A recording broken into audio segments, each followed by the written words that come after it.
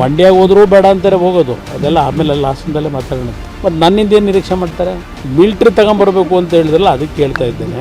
ಬಹುಶಃ ಅವ್ರ ಕೈಕಾಲು ನಡುಗುತ್ತೆ ಅಂತ ಕಾಣಿಸ್ತಿದೆ. ಮತ್ತೆ ಅವ್ರನ್ನೇ ಕೇಳಬೇಕು. ನಾನು ಬರ್ತೀನಿ ಅಂದ್ರೆ ಕರ್ನಾಟಕಕ್ಕೆ ಬರಲೇಬಾರ್ದು ಅನ್ನೋ ರೀತಿಯಲ್ಲೇ ನೆನೆ ಅವ್ರು ಹೇಳಿಕೆ ಇದೆಯಲ್ಲ. ಕುಮಾರಸ್ವಾಮಿ ಇಲ್ಲಿ ಯಾಕೆ ಬರ್ತಾರೆ ಅಂತ ಸದ್ಯ ಇಲ್ಲಿ ಹಾಸನದವ್ರು ಬರಬೇಡಿ ಅಂತ ಹೇಳಿಲ್ಲ. ಕರ್ನಾಟಕಕ್ಕೆ ನಾನು ಬರೋದನ್ನೇ ಸಹಿಸಲ್ಲ ಅಂದ್ರೆ ಉತ್ತರ ಕನ್ನಡಕ್ಕೆ ಹೋಗ್ತೀನಿ ಅಂದ್ರೆ ಅಲ್ಲೂ ಬೇಡ ಅಂತಾರೆ. ನೋಡಿದ್ರಾಗ ಅನ್ನಿಸ್ತದ ಆ ದರೋಡೆ ನಿಲ್ಲಿಸ್ಲಿಕ್ಕೆ ಮಿಲಿಟರಿ ಅವ್ನು ಕರ್ಕೊಂಬರಕ್ಕೆ ಹೇಳಿದ್ರೇನೋ ಗೊತ್ತಿಲ್ಲ ನನಗೆ.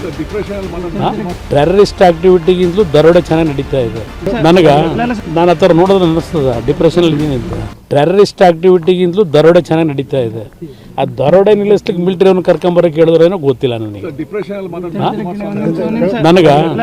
ನೋಡಿದ್ರಾಗ ಅನ್ನಿಸ್ತದ ನಾನು ಆ ಥರ ನೋಡಿದ್ರೆ ಅನ್ನಿಸ್ತದ ಡಿಪ್ರೆಷನ್ ಇದ್ದೀನಿ ಅಂತ. ಇಲ್ಲಿ ನೆನ್ನೆ ದಿನ ಮಿಲ್ಟ್ರಿ ತಗೊಂಬರ್ಬೇಕು ಅಂತ ಹೇಳಿದ್ರಲ್ಲ, ಅದಕ್ಕೆ ಕೇಳ್ತಾ ಇದ್ದೇನೆ. ಪಾಪ ಮಿಲ್ಟ್ರಿನ ತರಬೇಕು ಅಂತ ಯಾಕೆ ಹೇಳಿದ್ರು ಅನ್ನೋದು ನನಗಿನ್ನೂ ಯೋಚನೆ ಮಾಡ್ತಾ ಇದ್ದೀನಿ. ಯಾಕಂದ್ರೆ ರಾಜ್ಯದಲ್ಲಿ ನಡೀತಾ ಇದೆಯಲ್ಲ, ಅದೆಲ್ಲ ಆಮೇಲೆ ಹಾಸನದಲ್ಲೇ ಮಾತಾಡೋಣಂತ. ಅದರಿಂದ ಇಲ್ಲಿ ಇವತ್ತು ಸರ್ಕಾರದ NDRF ಯಾರಿಂದ ಬರ್ತಾರೆ? NDRFನವ್ರು ಇಂಥ ಸಂದರ್ಭದಲ್ಲಿ ಬಂದು ಕೆಲಸ ಮಾಡೋದು ಯಾವ ಅಧೀನದಲ್ಲಿದೆ ಇದು NDRF?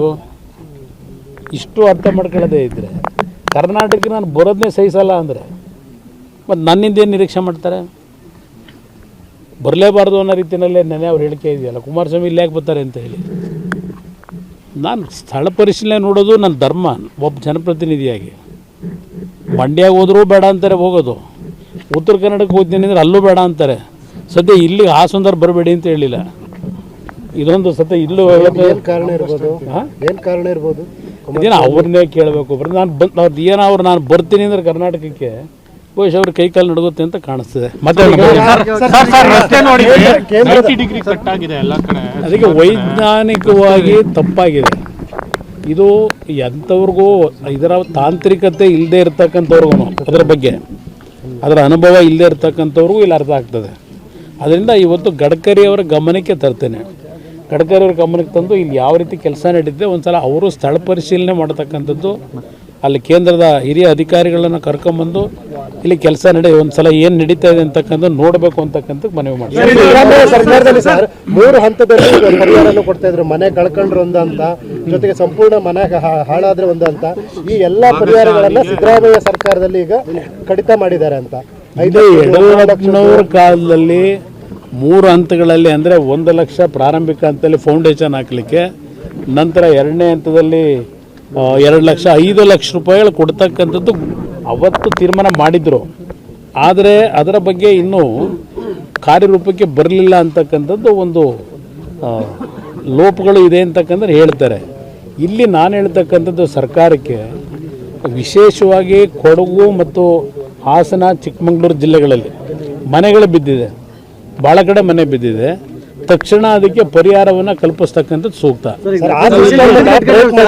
ಸಿದ್ದರಾಮಯ್ಯ ಸರ್ಕಾರದಲ್ಲಿ ಆ ಸಿಸ್ಟಮ್ ಅದು ಒಂದಾಗಲೇ ಸರ್ಕಾರದ ತೀರ್ಮಾನ ಮೊದಲೇ ಮಾಡಿದ್ದಾರೆ.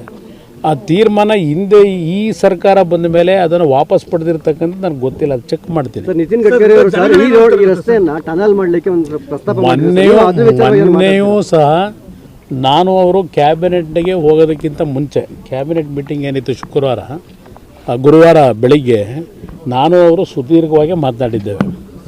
ಈ ಟನಲ್ ರೋಡ್ ವಿಷಯದಲ್ಲಿ ಅವರು ನನ್ನ ಜೊತೆ ಸುದೀರ್ಘವಾಗಿ ಮಾತನಾಡಿದ್ರು. ಇಲ್ಲಿ ಅರಣ್ಯ ಇಲಾಖೆಯ ಸಮಸ್ಯೆ ಏನಿದೆ, ಪರ್ಮಿಷನ್ ಕೊಡದೇ ಇರತಕ್ಕಂಥ ಅನುಮತಿಗೆ ಸಮಸ್ಯೆಗಳನ್ನು ಅವ್ರು ಹೇಳ್ತಾಯಿದ್ರು. ಇಲ್ಲಿ ಒಂದು ಟನಲ್ ರೋಡನ್ನು ನಾವು ಮಾಡೋದ್ರಿಂದ ಇವತ್ತು ಈ ಒಂದು ಪ್ರಕೃತಿಯ ಮೇಲೆ ಆಗ್ತಕ್ಕಂಥ ಅನಾಹುತವನ್ನು ತಪ್ಪಿಸ್ಬೋದು.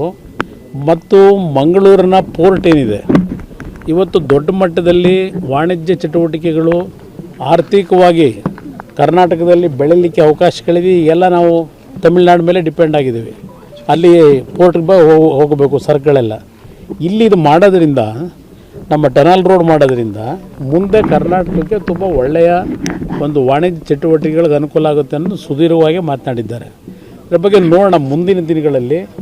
ಈ ಒಂದು ಟನಲ್ ರೋಡ್ ಮಾಡ್ತಕ್ಕಂಥ ಭಾಳ ವರ್ಷಗಳಿಂದ ಚರ್ಚೆ ಅಂತಲೇ ಇದೆ. ಅದನ್ನು ಕಾರ್ಯರೂಪಕ್ಕೆ ತರಲಿಕ್ಕೆ ಪ್ರಯತ್ನ ಪಡ್ತೀವಿ ಸರ್.